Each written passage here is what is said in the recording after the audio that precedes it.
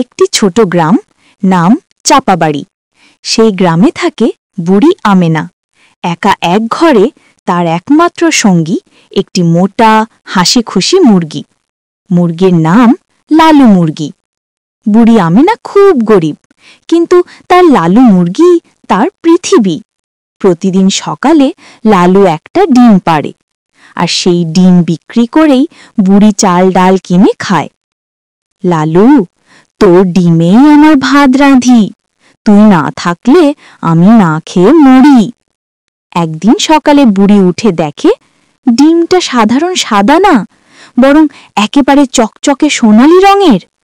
এমনা, এ ডিম না সোনা রে! সেই আশেপাশের লোক ডাকলো, সবাই অবাক। কেউ বলে জিনের কাজ, কেউ বলে সোনার খনি। পাশের খালা বলে, এই মুরগি যদি রোজ সোনার ডিম পাড়ে, তুই তো কোটিপতি হয়ে যাবি। বুড়ি প্রথমে ভয় পায়, পরে ভাবে, আচ্ছা যদি বিক্রি করি। বুড়ি সেই সোনার ডিম বিক্রি করে প্রচুর টাকা পায়। নতুন জামা, চশমা, মোবাইল কিনে ঘুরে বেড়াতে থাকে। লালুকে আর ডাল ভাত দেয় না, এখন তো বিস্কুট চিপস খাওয়ায়।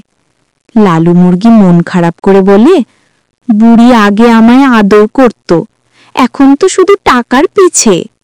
বুড়ি একদিন ভাবে, লালু রোজ একটা করে ডিম দেয়, আর যদি পেট কাটলে ভিতরে সব সোনার ডিম পাই। সে ছুরি নিয়ে লালুর দিকে এগোয়। লালু কান্না জড়িত চোখে বলে, বুড়ি, আমি তোর সুখ চেয়েছিলাম, আমারে কাটবি? ঠিক সেই মুহূর্তে দোতলার বেড়াল টুনি এসে লাফ দিয়ে ছুরি ফেলে দেয়। বুড়ির ঘোর কাটে।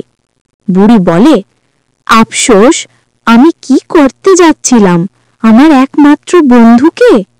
বুড়ি কেঁদে ফেলে, লালুকে কোলে নেয়, বলল, তুই ডিম পারলি বা না পারলি, তুই আমার সুখ, আমি তোকে কখনো হারাবো না।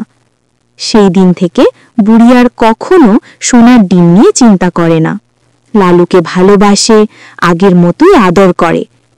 মজার ব্যাপার, এরপর থেকে লালু আবার সাধারণ ডিম পাড়ে, কিন্তু গ্রামের সবাই তাকে ভালোবাসে বুড়ির বাড়িতে ভিড় করে গল্প শুনতে।